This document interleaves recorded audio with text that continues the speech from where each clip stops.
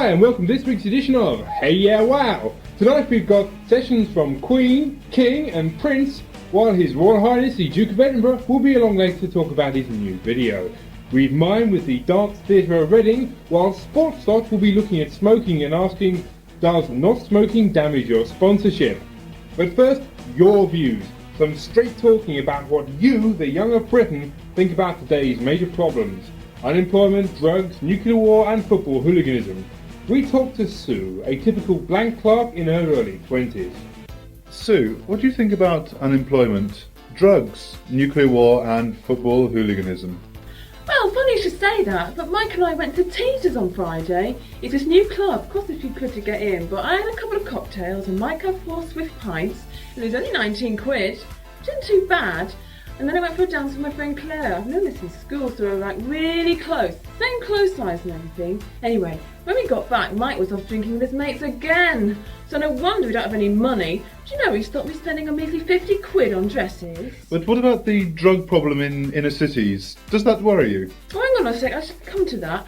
So he was off drinking, and I had enough this time, so I stormed off to the ladies and had a cry with Tina from work. I'm sick of it, really. He just ignores me unless he's feeling randy.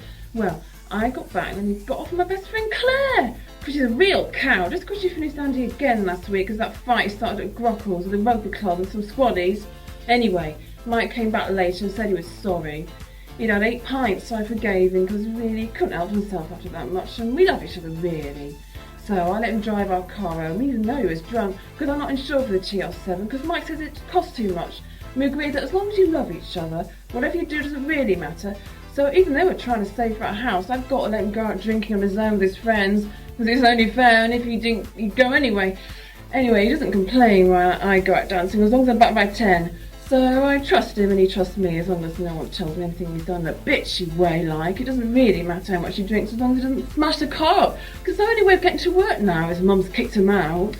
I see, but aren't you worried about the terrible growth of youth unemployment in this country? No, why should I?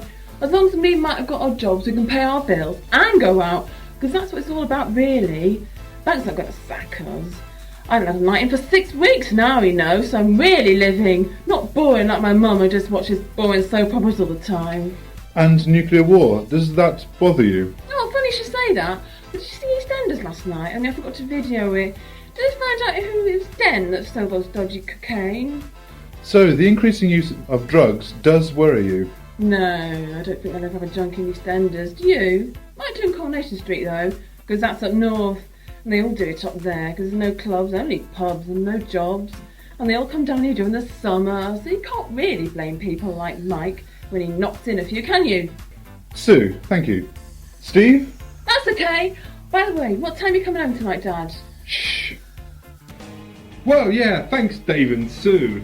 Next, my special guest is His Royal Highness the Duke of Edinburgh, better known to millions as Phil the Greek from TV's longest running soap opera, Up the Palace. So Phil, how's the China tour?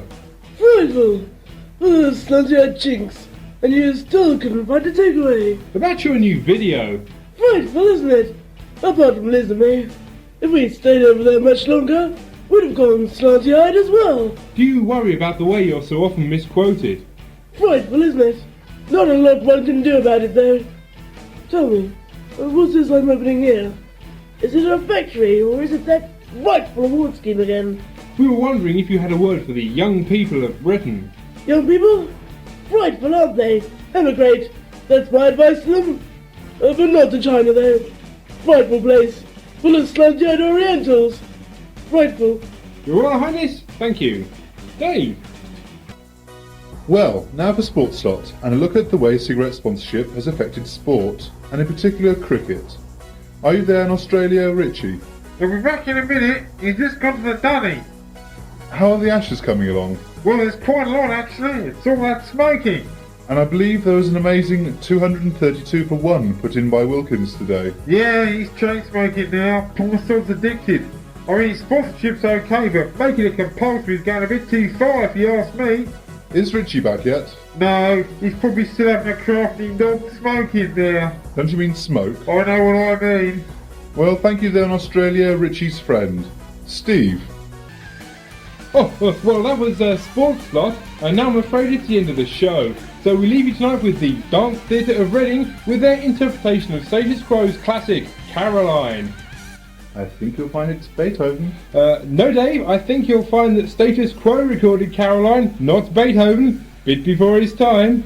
Yes, but I think if you read your script, Steve, the Dance Theatre of Reading will be strutting their stuff to Beethoven. Well, Dave, actually I did, and I think you'll find that there's been a change of schedule.